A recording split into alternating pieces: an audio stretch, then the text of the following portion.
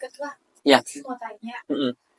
kan belakangan ini Iya. sedang viral tentang mengenai koperasi Desa Merah Putih, Yes. di mana presiden kita sendiri merupakan bisa dibilang pencetusnya, di mana beliau menargetkan legalitas 80.000 kopdes di Juni 2025 nanti. Benar. Mungkin banyak yang kurang paham atau kurang tahu apa sih bedanya koperasi Merah Putih ini dengan koperasi pada umumnya. Baik. Nah, ini memang hari ini kita lagi pengen diskusi terkait koperasi ya. Ini pas juga Rizda nanya soal perbedaan terkait perbedaan ada nggak sih koperasi yang sudah ada sebelumnya? Perbedaannya apa sih dengan koperasi Desa Merah Putih yang sedang digedot sama Pak Prabowo ya, melalui Inpres atau Instruksi Presiden nomor 9 tahun 2025. Nah, ini juga sudah ada diterbitkan nih juklaknya atau petunjuk pelaksanaannya melalui Menkop nomor 1 tahun 2025 ya. Jadi juklak ini diterbitkan sebetulnya tak bisa dipungkiri bahwa untuk mendirikan sebuah koperasi atau membuat sebuah legalitas koperasi itu tidak terlepas campur tangan dari seorang notaris atau mungkin kita lebih sering dengar itu adalah NPAK, notaris pembuat akta koperasi. Nah, NPAK sendiri itu memang diangkat atau ditunjuk langsung oleh Kementerian Koperasi. Jadi, satu hal yang harus kita pastikan adalah nggak semua notaris boleh membuat akta koperasi. Ya, nggak semua notaris boleh membuat akta koperasi. Yang boleh membuat akta koperasi, entah itu pendirian, entah itu perubahan, ya, itu adalah notaris yang memang sudah diangkat atau ditunjuk oleh Kemenkop atau Kementerian Koperasi. Nah, itu satu catatan yang penting nih bagi kita semua, ya, itu pertama. Kemudian melanjutkan dengan pertanyaan koperasi Desa Merah Putih dengan koperasi pada umumnya.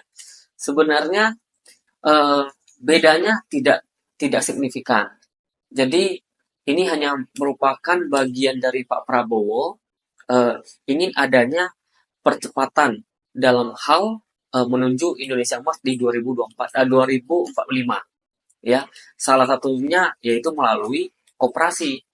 Karena dinilai melalui koperasi inilah dapat melibatkan banyak orang.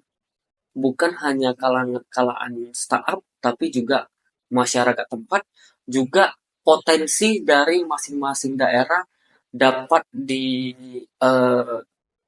berdayakan langsung. Ya, sambil contohnya beras, ya. Mungkin di wilayah-wilayah daerah tertentu memang pendapatannya itu dari beras atau padi. Nah, disitulah nanti akan dikoperasikan kalau memang di daerah atau desa tersebut belum ada koperasinya. Nah, dari impres yang ada nomor 9 ini sebenarnya dibagi menjadi 3 skema. Koperasi Desa Merah Putih ini dibuat jadi 3 skema. Ya, skema pertama adalah seperti yang tadi saya sampaikan. Kalau memang ada desa atau kelurahan yang belum ada koperasinya, ya, itu dianjurkan membuat pendirian koperasi baru, ya. Nah, muncul ada nggak ketentuan untuk mendirikan koperasi ataupun Desa Merah Putih punya koperasi, ya. Jadi sudah diatur bahwa seyogyanya untuk mendirikan sebuah koperasi itu minimal terdiri dari 9 orang. Ya, minimal itu. Terdiri dari 9 orang. Jadi di struktur koperasi yang pada umumnya ataupun Desa Merah Putih sebenarnya sama, strukturnya sama. Kalau di PT kita kan mengenal direktur sama komisaris. Ya. Nah, kalau di yayasan kita mungkin mengenal dewan pembina, dewan pengawas, dewan pengurus, ya. Kalau di koperasi sendiri juga sama. Kita mengenal yang namanya dewan pengawas, ya, dan dewan pengurus, tapi nggak ada dewan pembina. Jadi 9 orang ini akan mengisi jabatan tertentu. Dari yang paling sederhana haruslah ada ketua pengurusnya. Ketua koperasinya siapa? Berarti udah satu orang nih, ya kan? Kedua, eh, sekretarisnya. Ketiga, bendaharanya. Keempat, pengawasnya. Nah, dari keempat posisi ini itu wajib diisi sama orang, ya. Nah, jadi 9 orang ini nggak berarti harus masuk dalam struktur. Nah, ada yang memang boleh sebagai anggota aja. Nah, sesuai kebutuhan koperasi.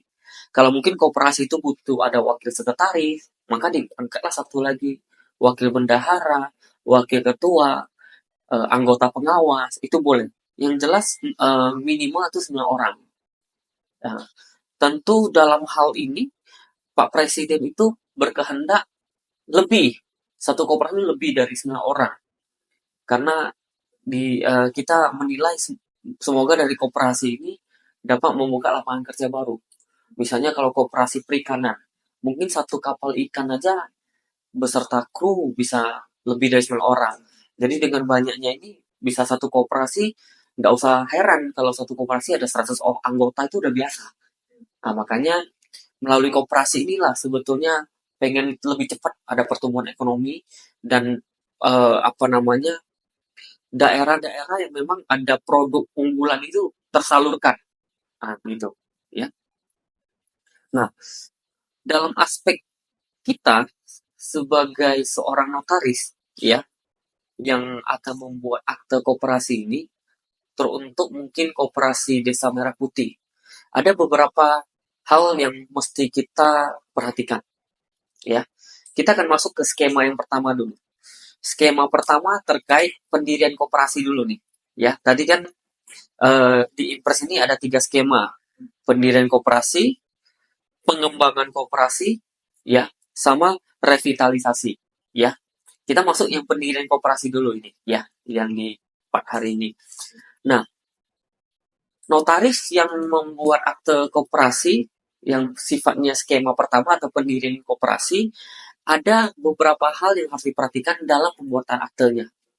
Yang pertama, ya, yang pertama adalah bahwa sebelum ke-9 orang tadi atau lebih dari itu, ya, pendiri koperasinya, langkah pertama mereka harus menghadap dulu ke desa setempat. Ke desa setempat. Jadi mungkin kita ambil contoh di tempat kita sini. Kabupaten Karimun kan terbagi dari beberapa kecamatan. Katakanlah Kecamatan Moro.